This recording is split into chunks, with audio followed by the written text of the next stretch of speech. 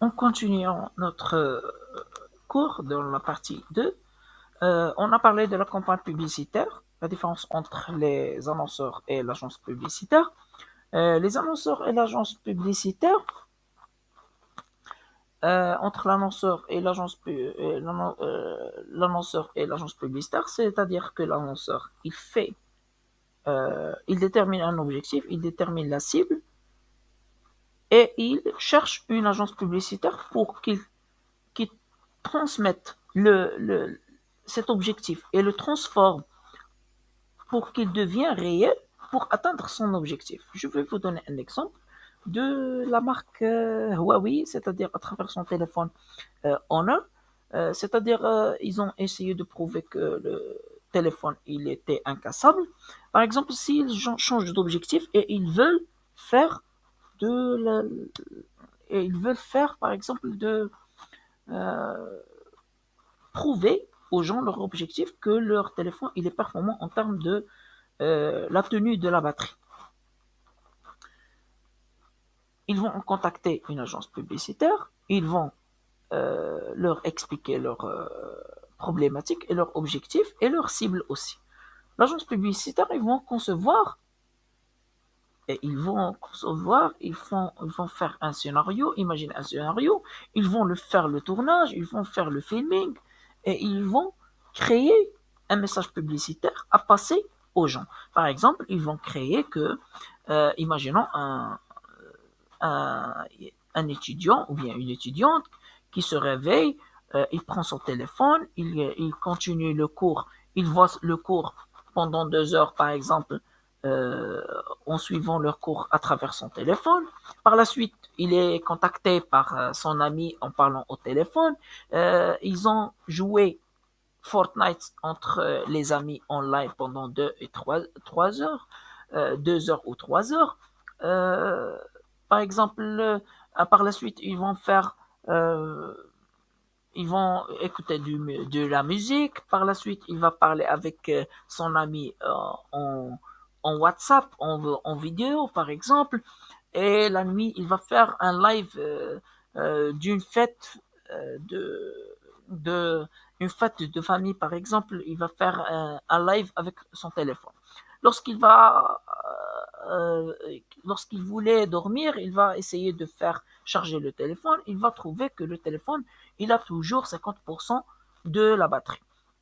Comme ça, ce message publicitaire, il va prouver aux gens que ce téléphone, il tient beaucoup plus la batterie malgré qu'il a été utilisé pendant toute la journée avec des activités qui consomment beaucoup de batterie. Maintenant, les régies publicitaires, ce sont qui vont aux agences ou directement aux annonceurs un espace publicitaire des médias, par exemple. C'est comme le cas de la régie publicitaire de Ouarzazate qui fait une décoration spéciale. Euh, Par exemple, si vous voulez tourner un message publicitaire ou bien un film en parlant de l'ère des Égyptiens, des pharaons, vous pouvez louer, par exemple, un local ou bien un studio qui a la décoration plus ou moins des pharaons, par exemple. Ça, c'est le rôle de régie publicitaire. Les BVP, ce sont des bureaux de vérification de publicité qui conseillent les publicitaires et vérifient le respect de la réglementation en matière de publicité. Par exemple, ici au Maroc, on a ce qu'on appelle le HACA. Le HACA qui contrôle la diffusion, qui contrôle si ce message publicitaire ne touche pas une ethnique ou bien notre religion ou bien notre citoyenneté entre les Marocains, s'ils respectent les normes marocaines, s'ils respectent la mœur des Marocains, s'ils respectent le, le, la culture marocaine. Par exemple, ça, c'est le rôle des bureaux.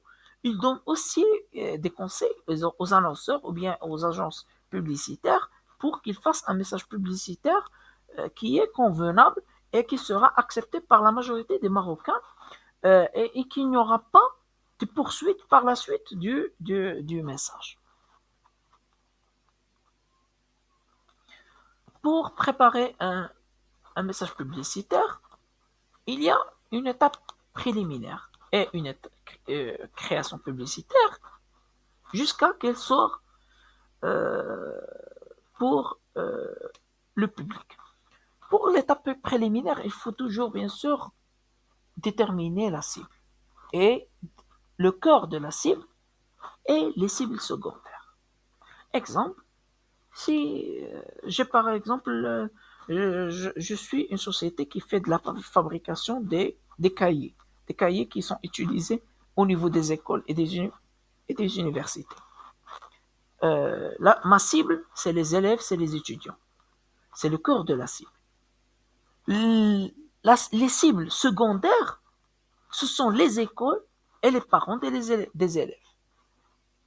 Pour déterminer les objectifs, je dois faire un message publicitaire qui est adapté, qui est adapté plus ou moins aux objectifs et qui touche cette catégorie, qui touche la catégorie des élèves, qui touche la catégorie des étudiants, la catégorie des universités, la catégorie des écoles, dont différents types, leur type, école primaire, secondaire ou bien high school, et aussi les parents de ces gens qui continuent encore leur étude. Aussi, je ne dois pas oublier de faire étudier mes concurrents, voir la concurrence, qu'est-ce qu'elle est en train de faire, voir le message publicitaire que, par exemple, le message publicitaire qu'elle fait. Si je trouve que je suis dans un milieu où la concurrence me frappe dans le dos, par exemple, me frappe dans le dos, c'est-à-dire, il transmet un message en touchant la notoriété de ma marque. Je dois intervenir et répondre avec un message professionnel, euh, un message publicitaire plus professionnel en défendant notre marque. Par exemple, si je veux prouver et chercher que il y a un rapport de qualité et prix entre euh, mes cahiers et par rapport à la concurrence, je dois le prouver dans un message publicitaire plus professionnel en prouvant que j'ai une marque, je respecte la qualité et je respecte même la poche de l'acheteur. La création de messages publicitaires, bien sûr, ça se fait en création de messages, création des images, création des vidéos et élaboré selon le type de média que je vais diffuser. Bien sûr, faire de l'affichage, c'est pas faire un message qui est fixe, c'est pas faire un message qui est mouvant. Une vidéo, c'est pas une photo. Faire de la publicité sur un smartphone, c'est pas la photo ou bien la vidéo, c'est pas le même format que la télévision. La format de la vidéo, la format de l'image, c'est pas la même chose. La création n'est pas la même. Si je veux attaquer dans plusieurs supports médiatiques, donc je dois utiliser plusieurs formats. Et l'annonce publicitaire se fait en fait diffuser le message, c'est-à-dire diffuser l'annonce publicitaire et attendre les résultats.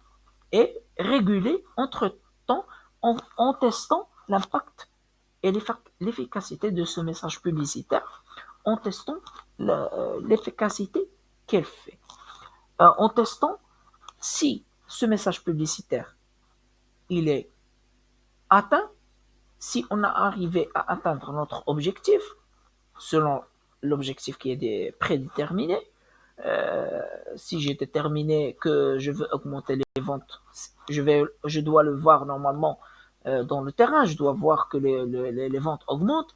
Si je veux atteindre la notoriété, si je dois vérifier et tester si la notoriété de ma marque elle est augmentée, peut-être faire un questionnaire pour vérifier, selon selon l'objectif que j'ai déterminé au préalable pour vérifier.